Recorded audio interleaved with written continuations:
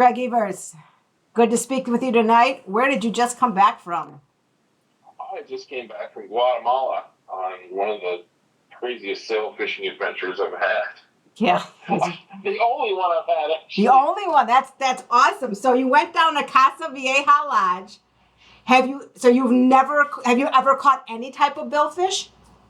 No, this is the first ocean adventure I've had. So it looked like so much fun, and I found out about it by hearing Half Past First Cast on Fast Talk Live. I hear Pete and you on there. So I actually booked the Panama tuna fishing trip, and then just looking on the website, I happened to see the sail fishing thing, and I always wanted to do this. It's like kind of bucket list stuff, and so I'm like, what better time than now? Exactly. So that's how you made your decision. We went from Bass Talk Live to Panama to Guatemala sail fishing. Hey, exactly. A little bit of each. We'll get you to Alaska at some point too. All right. So, yeah, probably. Knowing that this was, I know you're not single, but this is a great way that if you don't have a buddy, your wife's not really into it, and you really want to go and do this and fulfill your bucket list, it's a great way to get down there and catch a fish. Any nerves or anything about not knowing anybody going down there? Well, it wasn't necessarily not knowing anybody. It was more just the travel in general, going to a different country by myself. But it was very smooth, a lot smoother than I thought. I thought I might fill something out wrong in the little form and be put in a little room in the airport. But all I did was once you fill out the form, the immigration form, you get a barcode, and literally I gave one person my passport. They stamped it. I held the barcode up. They scanned it, and I just kept walking. They didn't care in the world. Yeah, exactly. And then you get your luggage. And then you meet your bus driver or your van driver right outside. They know that you're on your way. Yeah, I happened to actually be sitting behind one of the other singles that I met on the plane. Flying from Atlanta down to Guatemala City, and he heard me talking about it to the gal next to me, and so then we started talking. So then me and him kind of stayed together, and we walked right past I thought there was like some kind of movie star on the plane. There were so many people with balloons and holding phones. We were walking out. We ended up walking right past the bus drivers. We just kept walking. Yeah, it's pretty. Yeah, that's a really fun airport, actually. Yeah, they love their guests. So, did you fly? Where did you come from, and did you fly direct? I flew to Minneapolis, and no, there was no direct flights. Okay. So I went from Minneapolis to Atlanta, and then straight to Guatemala City, and it was fairly smooth. It's only a couple hours to Atlanta, and then a little over 3 hours to Guatemala City, and I flew Delta. Yeah, that makes sense. We've done that a couple of times, and we've also done, I believe, American. Like everybody always asks, they're so worried about going to a foreign country, but if you got that passport, and they want you to come visit. Immigration, customs, it's easy, right? It's just like being in this airport or the airports of America. Yeah, it's a piece of cake. Yeah, they definitely want you down there to, spend money. And yeah. Did you feel, and so you did not feel unsafe whatsoever from the time you got off the plane? No, it's actually a very nice Mercedes, like, passenger van. It was like 12, 13 passenger, whatever it was. And there was actually 8 of us, I believe it was, that was on that flight that all rode down to the lodge. And it's fairly busy traffic-wise, so it took about 2 hours. Yeah. The roads little to be desired. Yeah, in parts. Yes, depending on what time you get in, it could take 2 hours. And there was one time we got there at nighttime, and it took 45 minutes. Yeah, it's not that far, really. No, but it's a 2-lane highway on each side, and and some through the mountains. And once you get on the straightaway, it doesn't take any time whatsoever. It's just getting out of town and through the major thoroughfare. Yeah, maybe one day it'll be a lot better. Yeah. Although maybe one day we'll all have so much money we'll be able to take the helicopter from the airport to the backyard of Casa Vieja.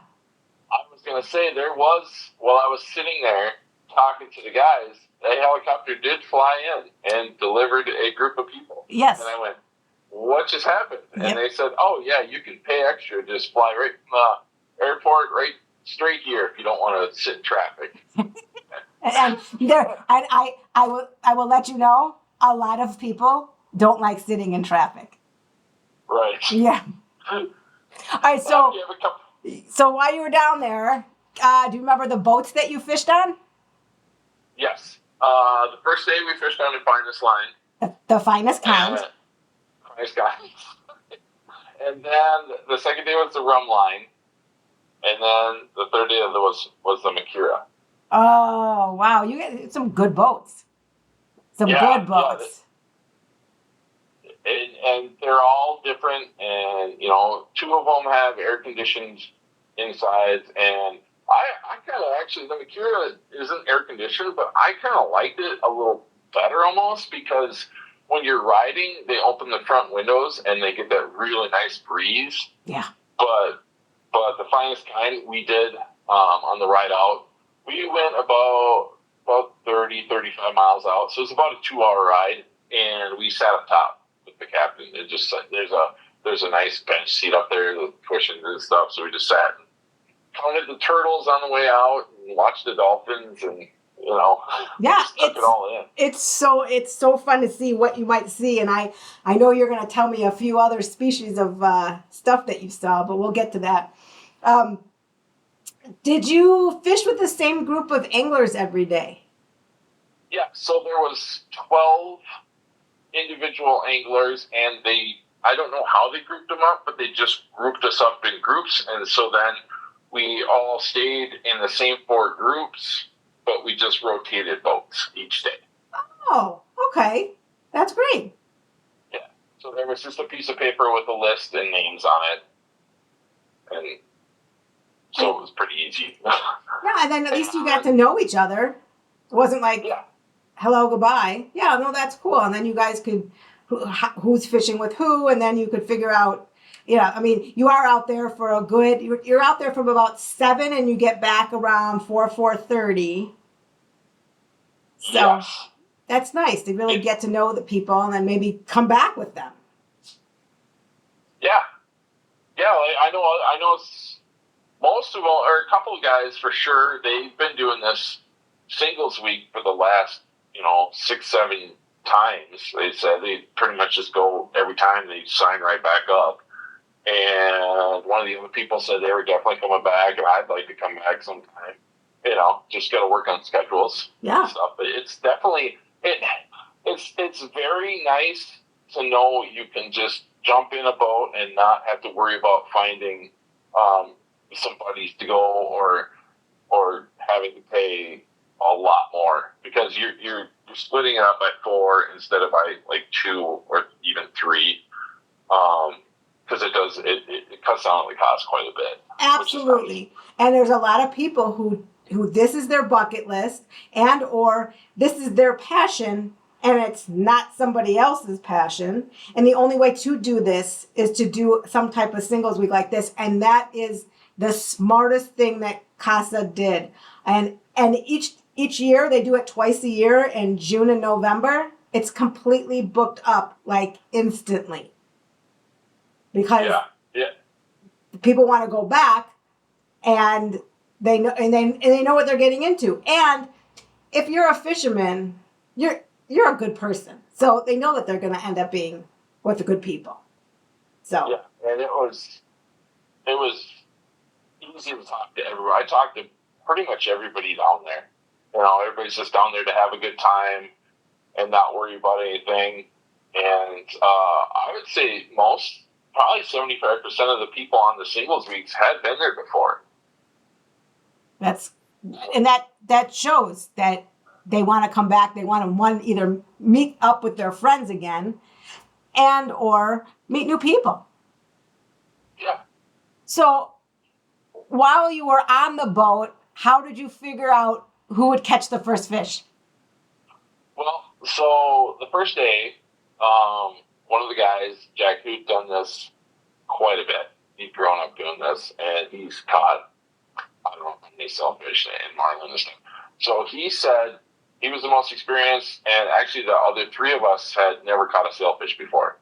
And there happened to be a lady in our group, so ladies first. And then we went with Herb, who was the oldest and most inexperienced. So then it was Sally, then Herb, then me, and then Jack was last, who hadn't, or who helped out the whole time and kind of showed us the ropes and showed us what to Uncle do. Jack. Yeah. And so then the second day, we just reversed the order. And so, that was easy enough. And then the third day, we honestly just drew numbers out of a hat. That's really cool. I didn't know what kind of answer you were going to tell me when I asked that question. That's great. And I guess sometimes they'll just draw cards. Ace, 2, 3, 4. But yeah, it was actually, that was honestly the easiest, most fair way to do it. We figured so. And then just depending upon who you ended up in the rotation, because the second day, Sally ended up with a triple. And the third day, I ended up hooking 4 sailfish and landing 3 of them. Nice. Yeah. So, all right, tell me. I need to know from start to finish what your first sailfish was like, from the fact that you knew it was your turn and it was your fish. Yeah, well, right off the bat after hooking, there was a couple fairly quickly, and then when I hooked mine, so what they'll do is usually they'll travel in packs, the sailfish, and they'll raise 1, 2, 3, 4, whatever. So then they hooked it for me and gave me the rod, and they put a rod butt on for you. And so they'll kind of swing back through where you just hooked it, and then, because you have 4 lines out and a couple teasers, and then if you don't hook another one, what they'll do is then they'll put the boat into neutral. So basically, you just kind of hold on for the first little bit while they turn around and just try and keep the lines away from the other lines. And then, so if you don't hook another one, they put it in neutral, and then they'll start eventually backing up. Well, the fish started running at the boat while he's backing up, and so it was all I could do to keep up with the line. so it wasn't even really pulling hard, but once they stop, then they start jumping like crazy. So it's basically, when you pull on them, they'll pull as hard back as they can. But if if they're slack, they'll just come at you and they won't jump. So it was really smooth and came in pretty fast, and I got a real nice picture with it. And because they'll take, I was like, how are they going to get a picture of this on the boat or what? Well, what they do is they have a GoPro on a stick, and then they just hold the GoPro out, and the mate will grab the bill, and then you grab the sail and hold it up and take real nice photos. Yeah, and then it's amazing. And then at the end of the day, they'll actually airdrop them to your phone. Yeah, they've got it down. They have this down. Absolutely. So you don't have to worry if you don't want a camera or not. I'm out there all day, pick, and then they send me the one picture, of course, that they've taken of the fish when you catch. And I'm like, well, of course, that's much better than any of the other ones I've taken. Right, I know, right? I'm like, wow, that is really cool. Yeah, it's amazing. Good stuff. But they're out there 24/7, So, all right. So in our boat, when we go, we always tell everybody else that comes with us, we're like, number one thing to do, and you have to catch it by 9 o'clock. we have to catch mahi because I'm not eating chicken or hamburgers on the boat. So, Amen to that. yeah, all right. Did you guys catch mahi for lunch? Yes, every day we had one within the first 2 or 3 fish, for the most part.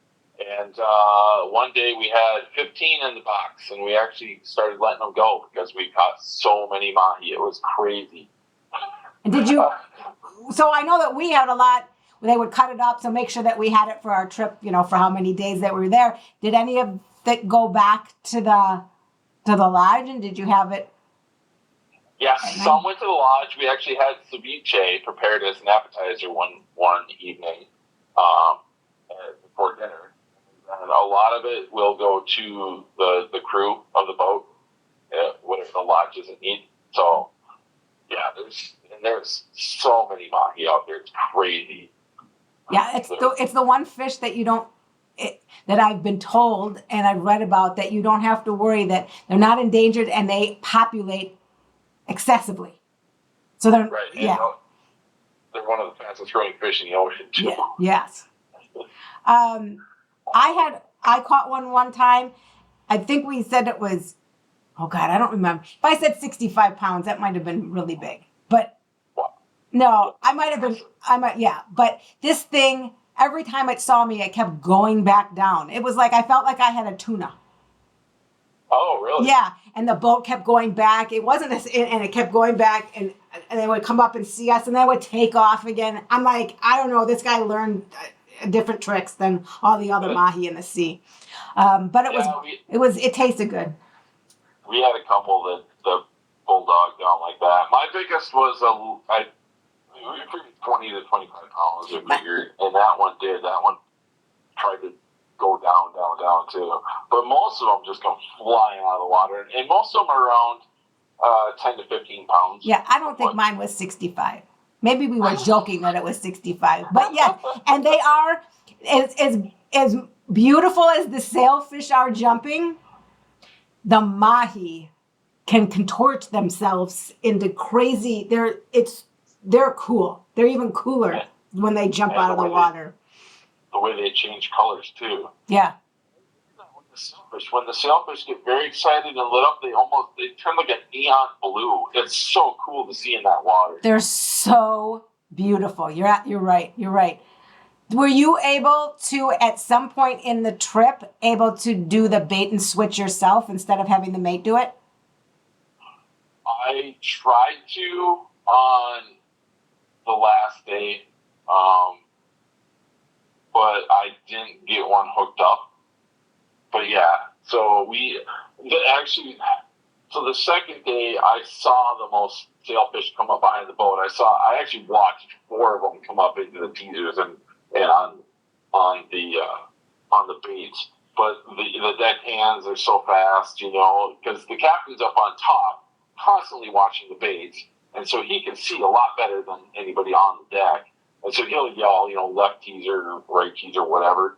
And then so they were on it super fast. Otherwise, Jack, who'd been doing it forever too, he was on it too. So I just I didn't want to mess nothing. But I did try and hook one, but it never took the bait. So now you have to go back. Too bad. Yes, I know. So we love the fishing, but we have to also talk about other stuff other than the fishing. What was your favorite meal while you were down there? Everybody else's. so they started to call me Mikey because everybody kept giving me their food. I love it. So we had chicken fettuccine Alfredo one night, and we had steak, and what was the other night? And you can actually order whatever you want, because a few days before they had caught a few tunas, and one of the guys ordered fresh seared tuna steak, and I went, "That's a thing?" And he actually gave me some of it, and that was so good. I'm like, I've never had fresh tuna before, and that was insane. Yeah, insane, right? But the filet mignon was really good down there. And but yeah, they had really the meals were, they're all nicely prepared, and they had desserts and just. How about those drinks of the day? You have any good ones? Yes. And it actually ended up being one of the custom drinks, one of the other customers that I ordered. And it was basically vodka lemonade, which was so good. It's so refreshing, and everything tastes better down there. Yeah, It just does. It's so fresh.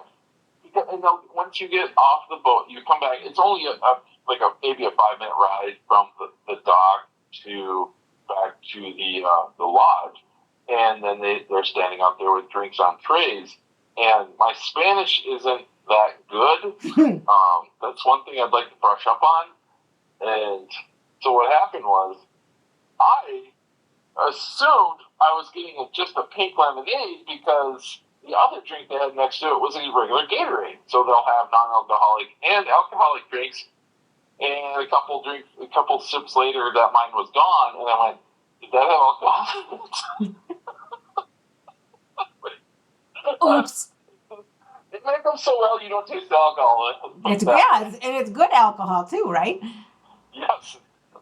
All right. So most important, being down there by yourself, and I understand you. You seem easy to talk to, and you and we haven't even met face to face, but you and I have become close friends. What was the socializing like in the evening? There were some groups that came together, but even them, everybody would just kind of sit and just talk. You just kind of rotate around. Like I talked to everybody down there pretty much.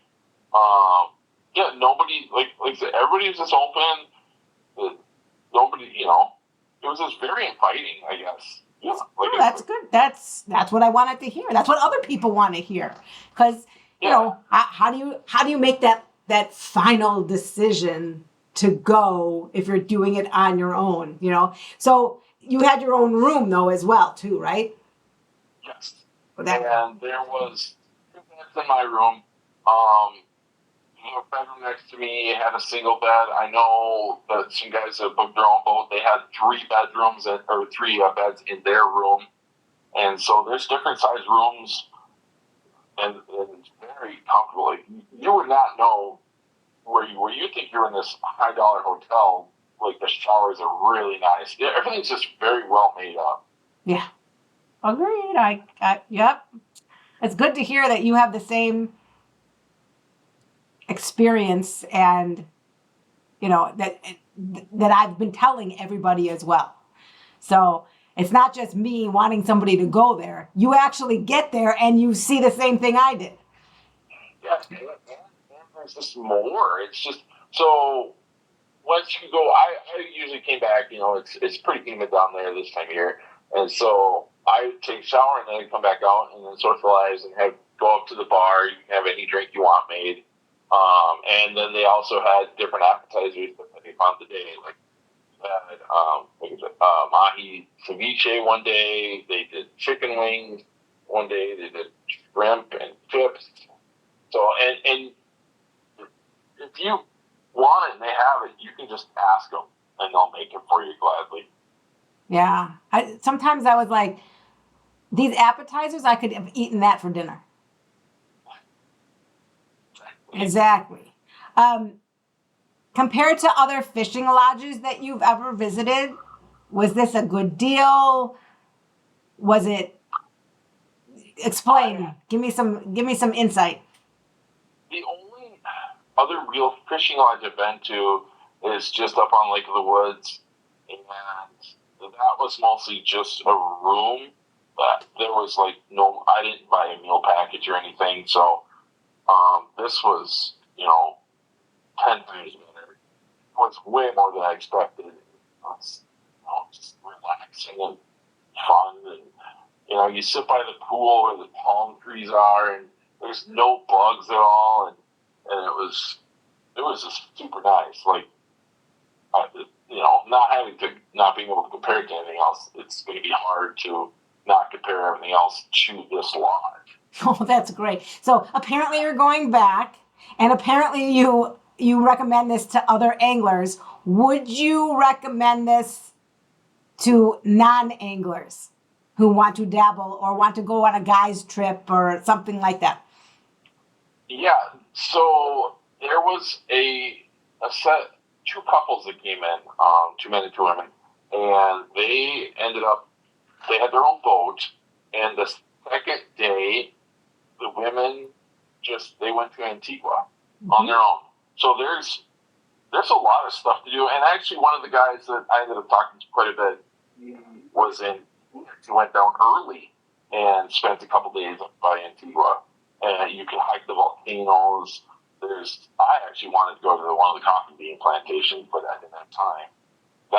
That's something I would have been interested in doing. There's other things to do down there for a couple, 3 days if you wanted to. They have a weight room there. There's always a massage table out there too, and you just relax by the pool and have a drink together.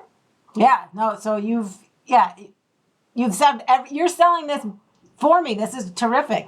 Yeah, we did. Pete and I last year, before we went to Casa, we went to Antigua as well, and we did climb the volcano and roasted marshmallows in it because it's still kind of active. Yes. And they actually made pizzas. We didn't stay for that, but they also made pizzas in the volcano. And we also then just relaxed and walked every cobblestone that there was in Antigua and went to all the shops, and there was great food, and it was really relaxing. So you could do that before or after if you wanted to take an entire week trip, because you're only down at Casa for 5 days. The day before, the 3 days you're fishing, and then you leave the next morning. And there's other things to do as well. But yes, if you are a couple and a group of couples and the ladies want to go to Antigua, they will set that up and have them go up there in the morning. They can go shopping and eat, and then they'll come back for dinner. Yeah. There's more stuff that I wanted to do. I just didn't have the time. and I still could have went out fishing more days. It's just, there's never enough. It's so good. It's never enough. Well, that's awesome. Yeah. All right. So I will get you rebooked. We will talk again, and I will see you in Panama. That sounds like a blast. Thanks, Greg. Thanks so much for speaking with me. Yeah. Thank you for having me.